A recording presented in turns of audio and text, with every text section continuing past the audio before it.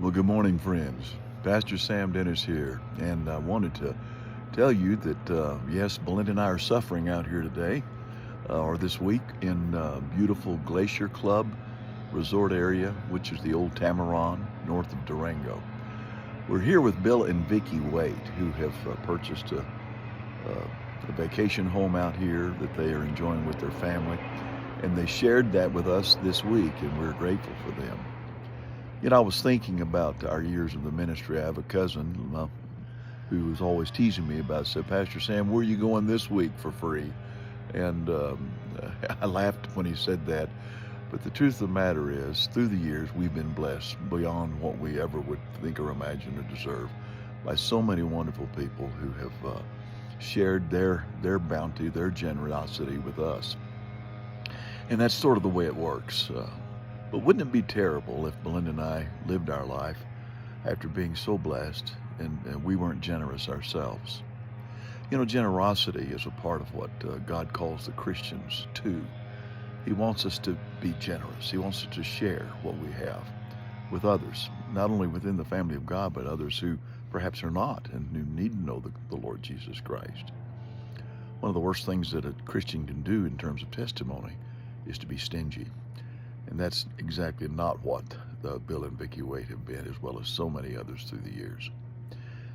In this place, we have a lot of memories. We used to come out here with some other families who had a place down in Rockwood, and then others who have places in the city of Durango. So we have a lot of memories of bringing our children here through the years, and it's wonderful for us. Another thing I wanted to update you on is people have asked about our health, and my health in particular, after I posted several months ago about having the prostate cancer.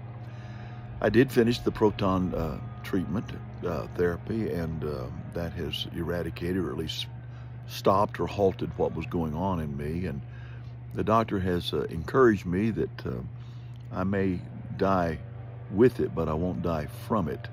Of course, we never know exactly when our days are going to end and how they're going to end. But one of the things that God did in my life through that experience was He taught me that even I, as a man of faith and as a pastor, am vulnerable to worrying about my own life.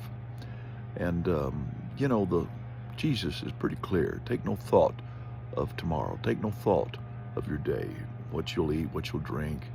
God numbers our days. He takes care of us. And living within the realm of that is easier said than done, especially as we age. I learned through this experience that sometimes we hang on too tight, even to this life, especially in a place like this. But if this is such a beautiful place and our life is such a beautiful thing, can you not imagine that God, who created all of this and all of life, has something even greater in store for us when that day comes when He calls us home? So, what do we do during the times that we're here? We enjoy the life that we have been given, and we enjoy the family that God has blessed us with, and pass on the legacy of our faith in Jesus Christ, not only to those within our family, but to those who are around us. I hope you're doing well as this summer winds down and school starts back. Wherever you are and whatever you're doing, I want to thank you again for those of you that supported our mission trip this past year to Brazil. I was a little errant in talking about the number of decisions we had for Christ. It was actually over 1,100 decisions this past summer, and we will be going back to the area to Sheridan Freitas this next year. Be praying for Belinda and I as we have a couple of weddings. I'll be preaching in Weatherford, Texas in September, and then teaching a class, our young married class at Crossings Church in Oklahoma City. I'll teach a 4-week series out of the book of Colossians for them, and my good friend who lives there near us, Jeff Hubbard, who is the leader of that class. So looking forward to that this fall and all the things that God has in store for us. Hope you're doing well. We love you and thank you for loving us. God bless you. Have a great day.